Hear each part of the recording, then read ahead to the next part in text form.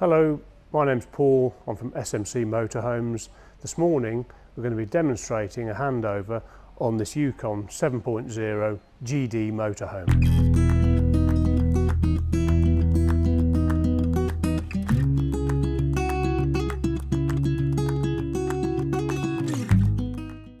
So first of all, on this Yucon, we're going to go around the perimeter, look at various openings and service points, open up all of the doors and lockers and show you in each and what those functions do. So first of all, on your driver's side, two mirrors. Top mirror is adjusted internally in the door electronically. Bottom mirror is a manual adjustment for your blind spot monitor. If we open the door just to show you inside,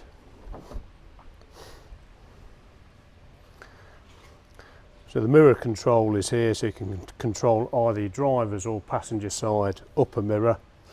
Normal window up and down, lock and unlock all the doors. Your lights are on automatic here on the dash, or you can switch it into manual. You can also adjust the tilt of the headlamps depending on how much load you have in the back there automatically. Fog lights here. Rest of the controls we'll do when we go in. Under the driver's seat here are some engine side 12 volt fuses, but that's engine side, not habitation, they're separate.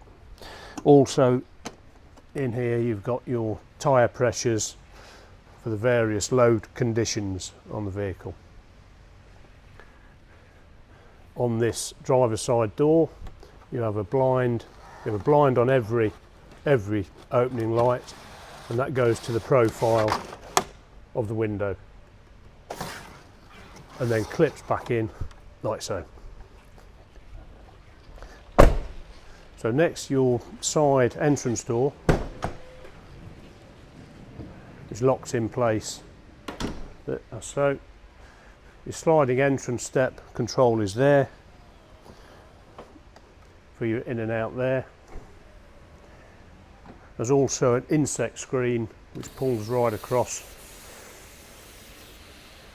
Handy if you're cooking, you can pull it to there and still get some airflow through. Your entrance light is controlled by a switch on the control panel inside, which we'll come into when we go inside the second part of the video.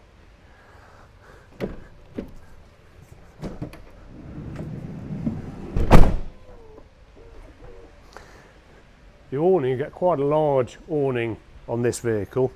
The winder, I'll grab it in the garage in the back, I'll grab that out and we'll pull the awning out slightly.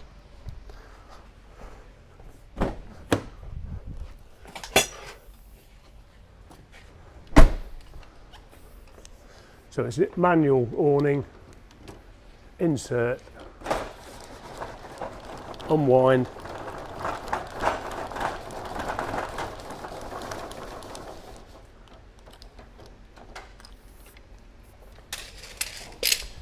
there's a leg on either end which pushes, revolves, drops down,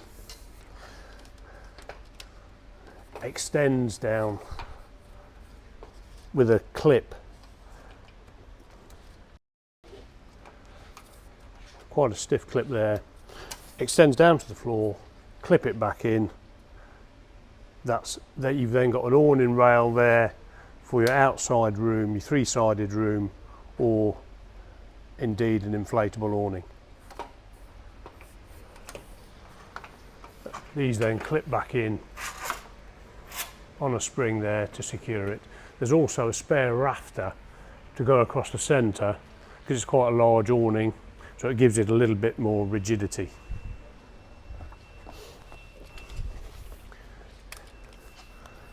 Wind back in.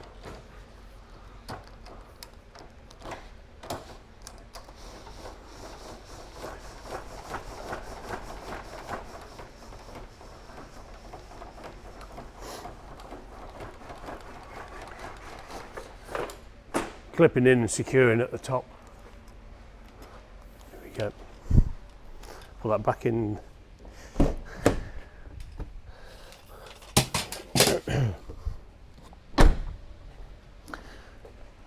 Coming round to the rear of the vehicle,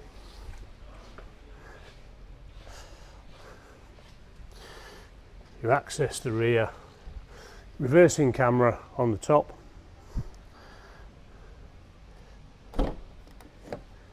access the rear through the back doors here. These are there, which gives you access to your garage area. In the garage area is your gas storage locker, enough room for 2 large gas bottles or a gas low style system. In there you've got a crash sensor device, so automatic crash detection, so you can have your gas on the move. If you have a bump, it automatically cuts off the gas into the whole of the vehicle.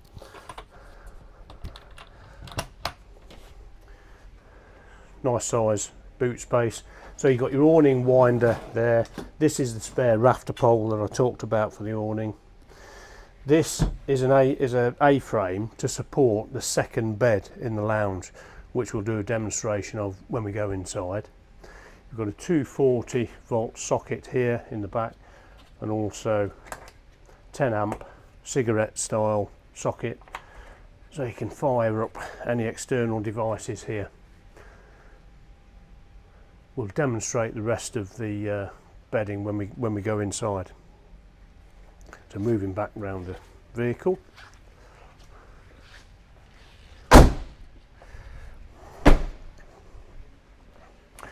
Outside here you have a gas barbecue point. There's a connector for this inside the vehicle. You then connect your rubber tube from your barbecue onto that, twist it through 90 degrees, and it's then live, providing your gas is on for your external barbecue. Your 240 volt mains plug-in point is just here, simple in and out. That secures it in. Press that down to release and take it out.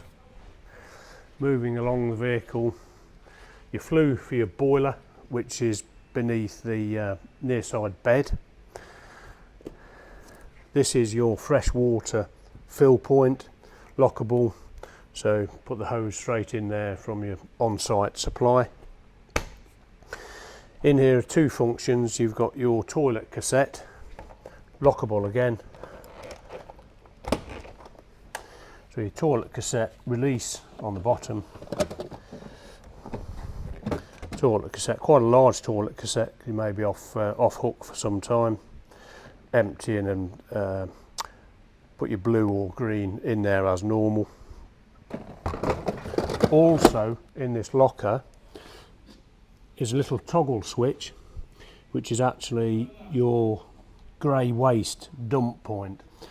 So the top position opens a motor to allow the grey water to disperse. Middle position, the flap motor is off. Bottom position closes the flap. So at the moment we've got the flap closed, and we've reverted it back to the 0 on the motor. So 2 functions in that locker. Moving round again. Your diesel fill point is just here. Under your passenger seat here, if you want to have a look in there, you've got all your 12 volt fuses for the habitation side on the left. The right side is your battery charger, leisure battery charger, and in the centre on the bottom is your solar regulator, which you don't need to do anything with. If you're outside, as long as there's green lights on there, we're okay. Also in your passenger side footwell, whilst we're here,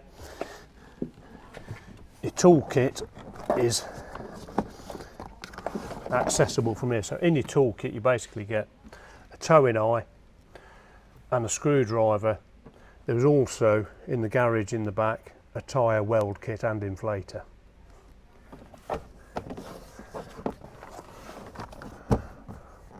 Once this panel is removed, you can also remove this panel with a couple of screws on the other end. That gives you access to the vehicle battery, which is in this footwell here, should you need to access it. Your bonnet release is here.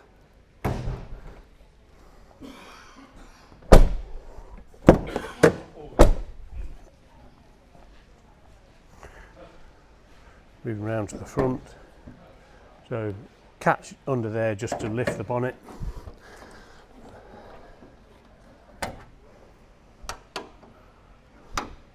Hold in place there.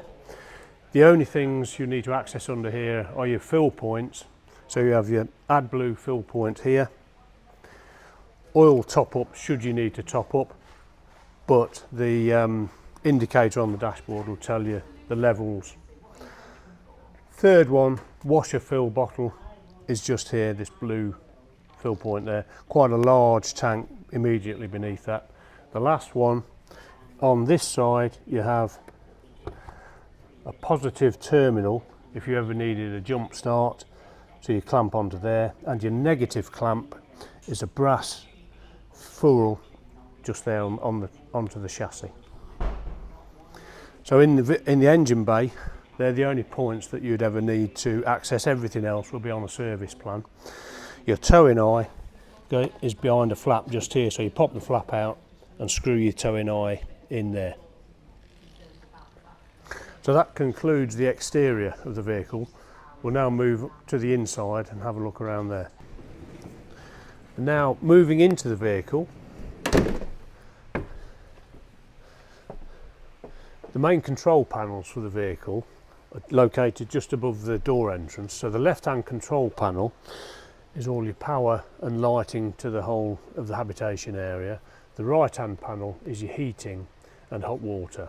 So firstly, the left-hand control panel, top left button is on and off to the whole of the vehicle, to the whole of the 12-volt systems in the vehicle.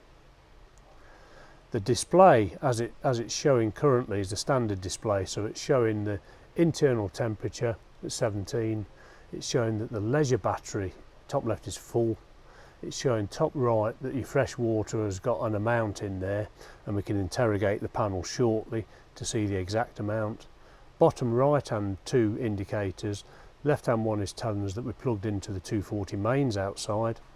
Right hand one has got two batteries connected, and what that means is that the leisure battery is fully charged and it's now trickling through to the vehicle battery to charge that battery.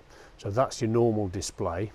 Your other buttons going around this control, top right hand side turns on the 12 volt to the whole of the van and off, so lights and power. Second one is your water pump, to turn your water pump on to get water through the taps and showers.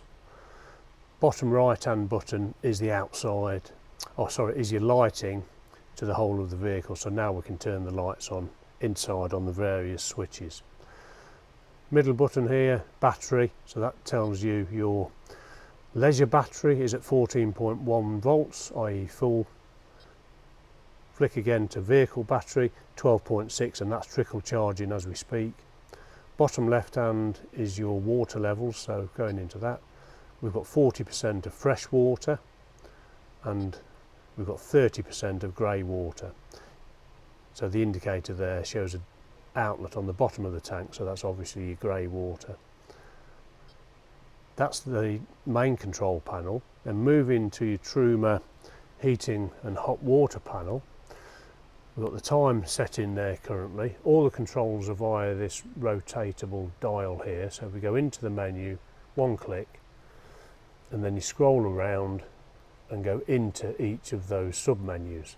So the first one is the temperature within the vehicle. So at the minute the heating is off, your options are you can go up to 30 degrees and leave it. So we'll leave that off for now. Going clockwise around, your next one is your hot water. So we go into that. Options there are off, eco, hot or boost. So if you're having a shower or lots of pans to wash, you'd go on boost for maybe 15 minutes to get more water. At the minute we've had the water on, so that'll be coming hot through the taps and the shower. We'll turn that off now. Your next option is the power source. So on the power source, your options are diesel for the boiler. Mix 1 is a bit of gas and more electric. mixed to is equal amounts of gas and electric. You've got electric 1, which is like a lower wattage electric, electric 2, higher wattage electric. So those are your options for your power sources for your boiler. Next option is fan speed. So if you've got your heating on, you can adjust your fan speed on a 1 to 10 dial. You can also have it in recirculation mode if the heating is not on, so that you can blow air around the van. Moving around again, this one is a timer, so you can set your heating or hot water to come on or off throughout the day and evening as you would your system at home. The clock dial moving around is to set the time, and then the spanner is your tool settings, so all of your settings for the heater can be accessed via that route. I think the only thing you'd probably want to change in there might be the brightness of the display. So if you're sleeping in here and it's too bright, you can turn it down in there. There's an indicator on there to show that we are plugged into the mains, 240 mains. So that's your heating and hot water controller. Moving down through the vehicle into the kitchen area, you've got your hob and sink. So your hob, it's got an igniter there. We've got a back gas bottle connected in the garage, which we showed you earlier. So both of these hobs fire up via that gas source. The hot and cold water accessed via the normal dial there, so cold to the right, hotter to the left. Down is off, and then the tap folds down handily into the sink. So that's out of the way. In this kitchenette area, the light for the kitchenette area is on a switch just here. You've then got 240 socket there. Your outside awning light is on this switch here. That's the outside light. You've got a USB, another 240, various storage through the drawers here, and then in the cupboard here, the one thing that you might want to access is a gas isolation valve there for the hob. Other storage drawers here, various bits of storage. So that's the kitchenette area. We're going to come back to the dinette area and the second bed and how to make that up. But at the moment we'll move through now to the back of the vehicle. So moving now to the rear of the vehicle, access for your toilet and shower is here. Your light for the toilet and shower conveniently located there. In your shower and toilet access, open the flap there, flush on the blue push button just there. Let's open that up again. Your sink is released by pushing it in slightly, pops that out. Sink controls, tap controls just there. Pop that back in if you were going to have a shower. There's also hot air outlet just there, heating outlet. There's a roof vent there to open up if you were showering. Blackout blinds and insect mesh on every roof hatch and exterior window. You've got your shower screen which pulls across here for taking your shower with the controls this side.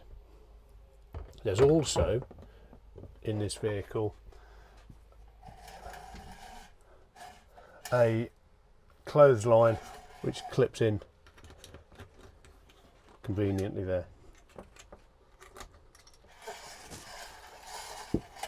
So moving out of this area, back into the rear of the vehicle, 2 coat hooks, press those to release them, then they clip back up. More storage in your cupboards here and above the kitchen area. storage racks. Your fridge is compressor style electric fridge, on off control on the left there, temperature touch screen to reduce and increase the temperature, and there's also a nighttime setting which makes the compressor not as noisy, so you can switch it to night mode just there. And then inside the fridge you've got a freezer compartment on the top and quite a generous fridge area. In the cupboard to my left, I'll raise this whilst we're here just to give you a better view. So you've got a hanging rail storage, access into the garage area so you can take anything out from the inside, but also accessible from in this cupboard beneath a flap here is your automatic boiler dump valve. So below 6 degrees that'll automatically drop the water out of the boiler to protect it from frosting in the event of low temperatures, and there's a lever on the bottom on the red pipe to drop the water out of the last bits of water out of the pipe work, out of the hot pipe work. Horizontal it's closed, vertically it drops the water out. And we're now going to move to the other side of the vehicle, so we'll cut there. So continuing with the rear of the vehicle, on the near side of the vehicle, accessible beneath this side of the bed. Just move that cushion out of the way for now. Raise this bed. Accessible under here are 3 different elements.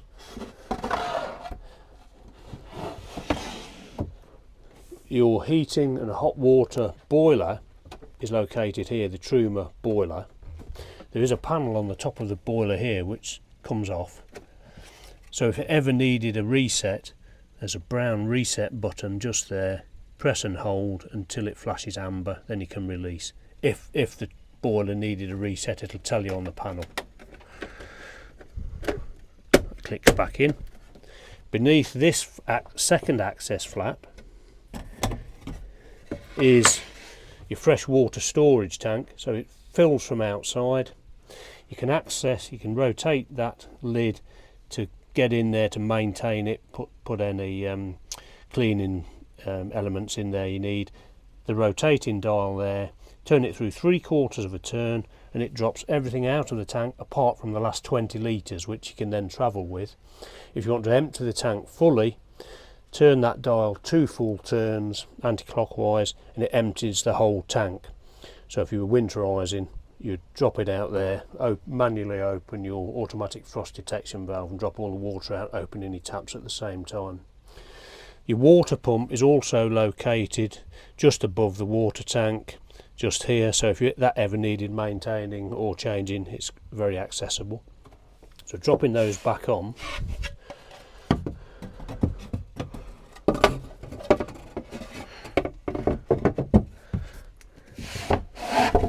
that's your water tank and your boiler, and then this third point in here is access for your 240 volt incoming mains power. So the left hand switches there are your isolation switches, your right hand are your RCD protected circuits, so your main consumers, which are your boiler, fridge and power sockets, all accessible under that near side bed cabinet, and then you've got some storage area above that. Also in this side you've got a bit of a foot locker storage here, and you can also open a door here which gets you access into the garage area at the bottom. So again, you wouldn't have to go outside if you've got something stored quite close there. So that concludes the rear of the vehicle. We'll now move back to the dinette area and the front of the vehicle. Moving back now to the dinette area in the vehicle, you've got an additional piece of worktop space that pops up on the end there, which is convenient. To release it, press in on the two ends, sorry, pull out on the two ends, drops back down and magnetically stays in place. If you've got two passengers whilst you're travelling, this seat actually extends out slightly to give them a little bit more room. So you pull a bar beneath the seat, slides out, and there's two make-up pieces that go in there to give the forward-facing passengers a little bit more room.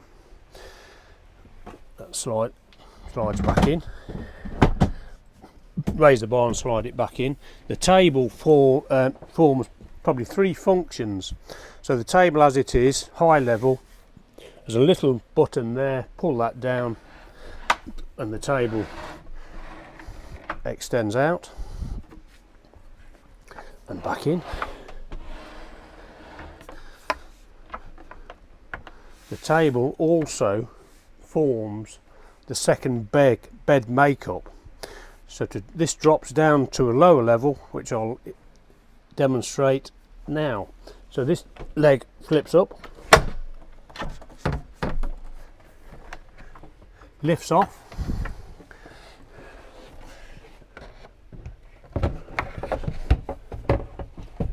reconnect at the lower level on the lower rail. There's an A-frame which has got two locators which go onto the tangs underneath the table to give it some rigidity. With the passenger seat in that position, basically these seat cushions are relocated as so.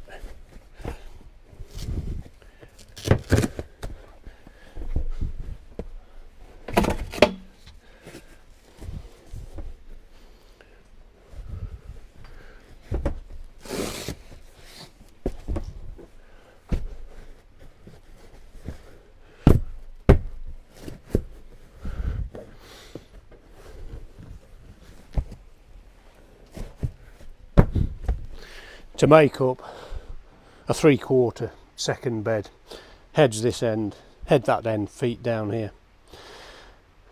So that is your second bed area. And now moving forward to the cabin area of the vehicle.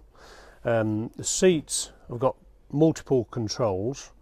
First of all, up and down is on a lever system, which takes you up or down, strangely enough. The rake of the back of the seat is adjusted on the dial on your right hand side or left hand side if you're on the passenger side. There is the control to spin the seat is located at the bottom in the middle, just there. If you turn that slightly and it allows you to move the seat and then lock it back into position when it gets forward facing. Forwards and backwards on the seat is on this lever on the inside of the seat. There's a little extender for legs there if you've got long legs. You've got your armrest controls, various levels, both sides for driver and passenger. So that is your main seat controls, and then there's a lumbar support on a dial towards the front of the seat. So we'll now move to the controls in the vehicle.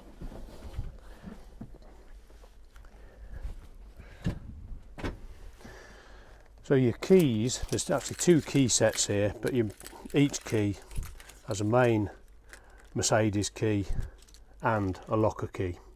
So that's one set of keys. To start the vehicle, you can place them in the cup holder area there and then use the automatic start-stop.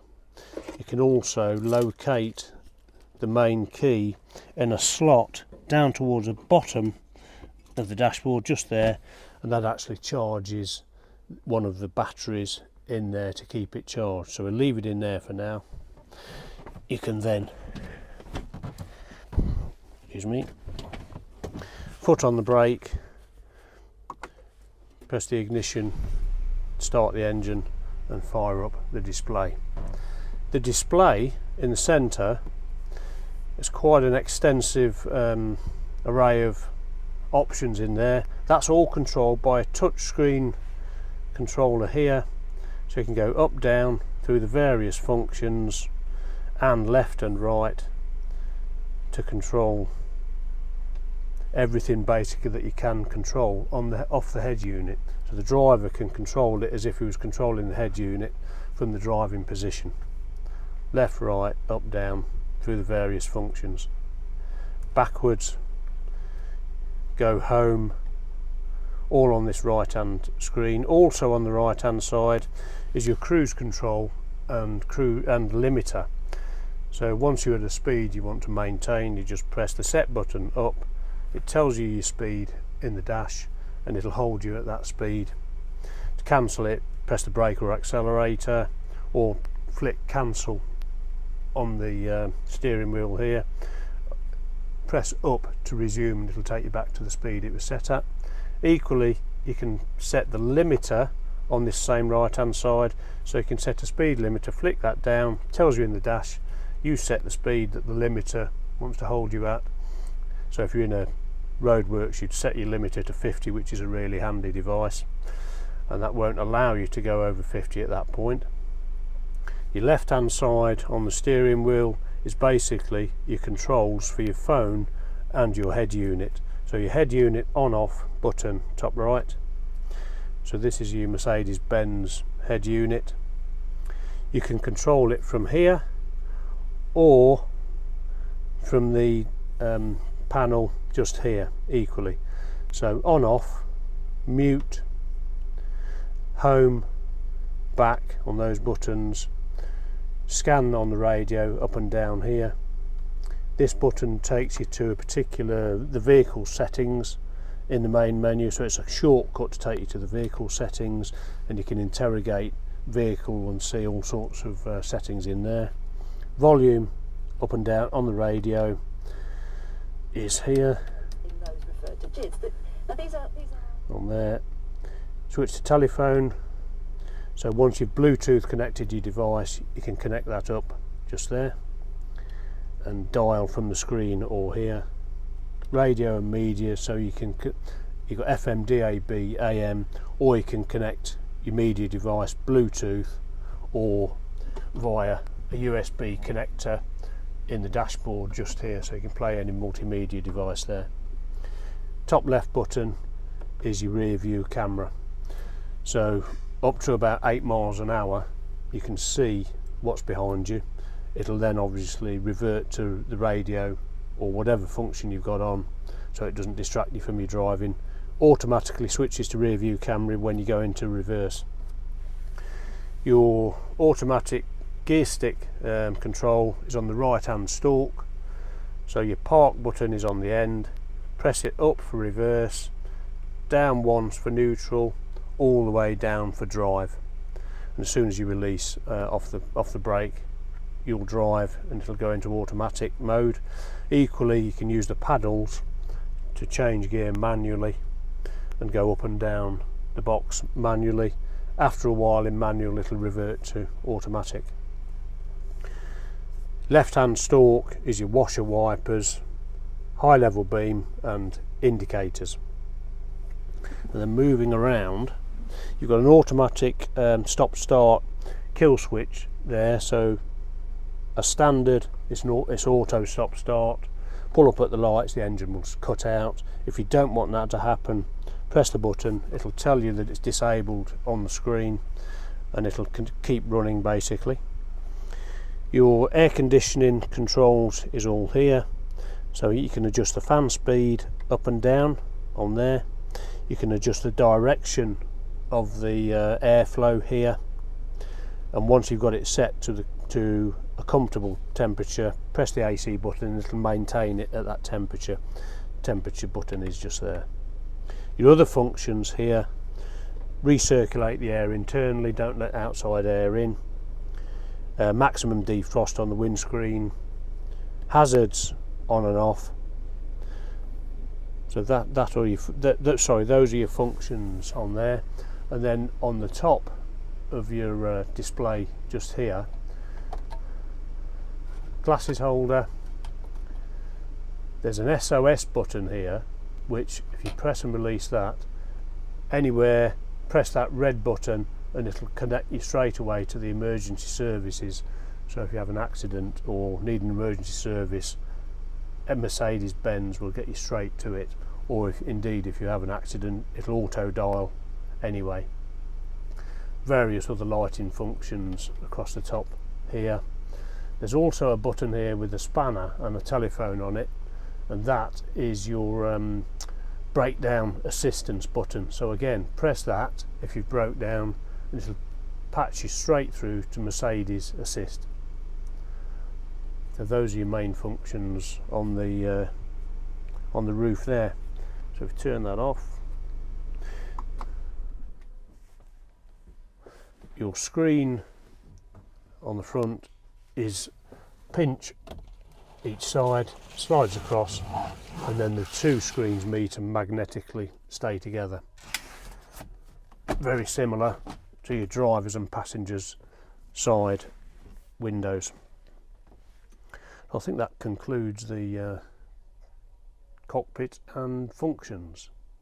Hello, that concludes the handover video today on this Yucon 7.0 GD. I hope you found it informative, and it'll help you moving forward. Hopefully speak to you again soon on another one of our handover videos. Thank you very much for listening.